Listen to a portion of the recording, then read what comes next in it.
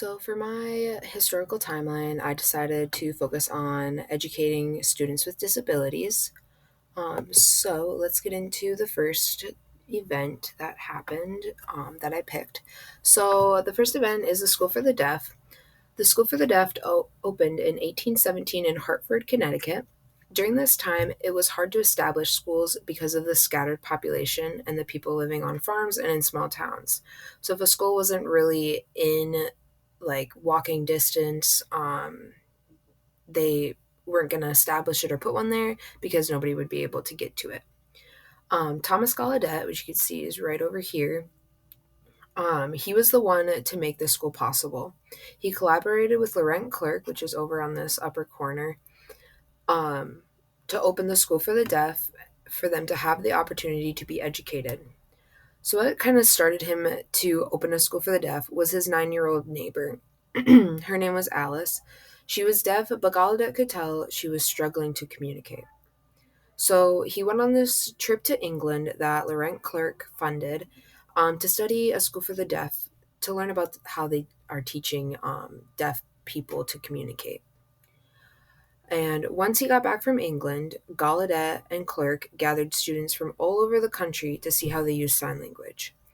Now, Clerc, he knew some French Sign Language, so they used Clerc's knowledge of French Sign Language and the others from across the world, and they made American Sign Language, also known as ASL. This form of communication is still used today and is predicted or is practiced all over in high schools and colleges. So let's get into the next one is the Pennsylvania Training School for Feeble-Minded Children. This is also known as Elwyn. Um, This school was one of the first schools for children with intellectual disabilities, and it was founded in 1852. Some examples of like an intellectual disability would be ADHD, autism disorder, cerebral palsy, hearing loss, vision impairment, spina bifida, Down syndrome, and there are others. This school was founded by as a private institution by Dr. Alfred Irwin. Irwin agreed to support James Richards' efforts in opening a school for their children with intellectual disabilities. Um, and as you see here is James Richards, and this is Dr. Alfred. So the school emphasized the importance of bringing scientific methods to bear on the study and treatment of intellectual disability. Now, Elwyn was held as a fundamental role in progressing the care and treatment, societal acceptance, and rights of those with intellectual disabilities over the past century and a half. So then we get into the next act, and this is the Individuals with Disabilities Act. This act was also named the Education for All Handicapped Children Act, or EHA, in 1975. This act supported states and localities in protecting the rights of meeting the individual's needs of and improving the results for infants, toddlers, children, and youth with disabilities and their families. The name was later changed from the EHA to Individuals with Disabilities Education Act, or IDEA. Before this act, many children were denied access to education and areas to learn, which is not acceptable in my mind.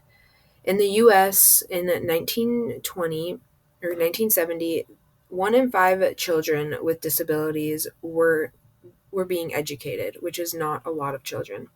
Since passing EHA or IDEA in 1975, there has been major progress towards meeting goals for developing and implementing programs and services for early intervention, special education, and others.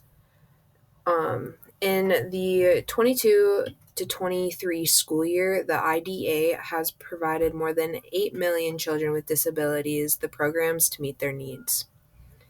There were more than 66% of children with disabilities that were in general education classrooms 80% or more of the school day, and more than 441,000 infants and toddlers got the early intervention they needed through IDEA. The IDEA is still working to educate more children in local schools rather than having to separate or having them put in separate schools, which is a big change that we are now seeing and is a very big motivator for anybody.